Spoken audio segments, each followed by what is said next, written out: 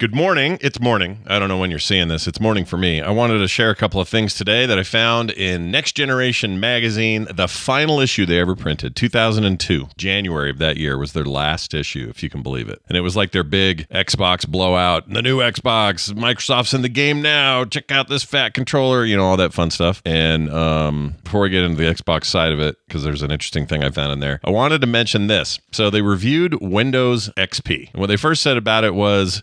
They have a subtitle, Bill's Excellent OS Adventure, Windows XP Plays Hard. Microsoft's latest won't enable you to fly, but it will make your gaming better. All right, I'm going to agree with that. XP, in retrospect, was a mess, kind of a hackery problem. Everybody was making malware. Like it was the height of malware in Windows, right? It was just the freaking worst era for just Windows vulnerabilities. But it did make gaming better prior to 98 and ME were the previous versions. ME was a mistake. It was an embarrassment. They should hang their head in shame and eat a handful of dirt to, for penance for the sin that was Windows ME Millennium Edition.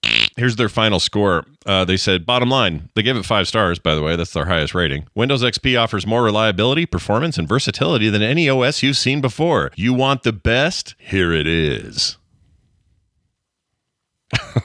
That's a little much, don't you think? Anyway, let's jump ahead. They were previewing Halo because Halo is going to be a big deal. Everybody was excited about Halo. Originally a PC project, then made its debut on the Xbox and became an Xbox exclusive and all that. And it was like kind of a big deal if you were a PC gamer back then. You were kind of pissed that Bungie was doing this, right? Here's what they say about it and how it would control. So they're showing the Duke and they say, just deal with it. The sad truth is that for an FPS, you can't beat a mouse and keyboard. I would argue that controllers did just fine. Anyway, that said, Bungie has done a magnificent job in tuning the controls and the cheating to make Halo very playable with a gamepad. Cheating in quotes. Interesting what they're saying there. Your crosshair will actually slow down as it passes over an enemy, making it easier to target, and the crosshair itself provides about 5 degrees of inaccuracy, in quotes, so you don't have to be pixel perfect. Yes, it would have been great if we could have played Halo with a keyboard and mouse setup, but then again, have you ever tried a mouse on your lap in front of the TV? And they just leave us hanging there with that question. The answer is yes, I have tried that. And it is indeed a bit of a nightmare. Although they do make things now, right? You got like a little shelfie unit and you can put it on your lap and you got room for your mouse, room for your keyboard, and you can do all that. Anyway, that's just a couple of things I found while perusing the final issue. It was a little sad going through it, to be honest, because I loved this magazine so much back in the day, as I've stated before on this here short video format YouTube channel here.